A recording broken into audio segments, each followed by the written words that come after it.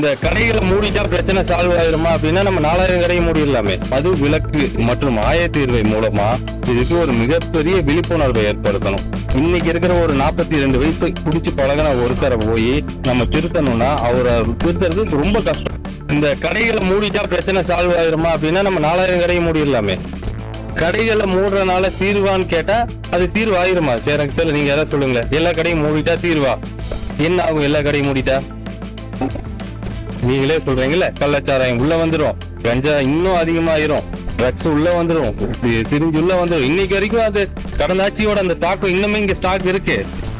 இது கடையை எடுத்துட்டா இந்த பிரச்சனை சால்வ் ஆயிருமான்னு கேட்டா இல்ல.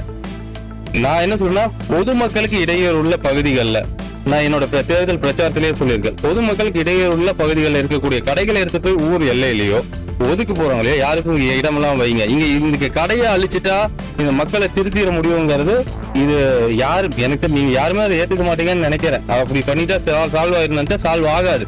இது எங்க சால்வ் பண்ணணும்னா அதுக்குதான் மது விலக்கு மற்றும் ஆயத்தீர்வை மூலமா இதுக்கு ஒரு மிகப்பெரிய விழிப்புணர்வை ஏற்படுத்தணும்.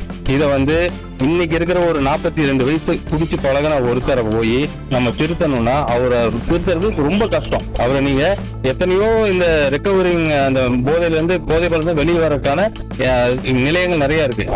அதுல போய் ட்ரீட்மெண்ட் எடுத்துட்டு வந்தோம்னா திருப்பி குடிக்கிறான்.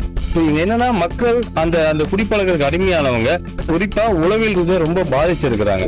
சோ அதை மாத்தணும்னா நம்ம பள்ளிகள்ல இருந்து மாத்தணும். முதல்ல மாணவர்கள் கிட்ட இருந்து அது நமக்கு ஒரு எதிரான ஒரு செயல், அது நம்ம வாழ்க்கை தரத்தை வாழ்க்கையை ரொம்ப குறைக்கக்கூடிய ஒரு செயலை புரிய வைக்கணும்.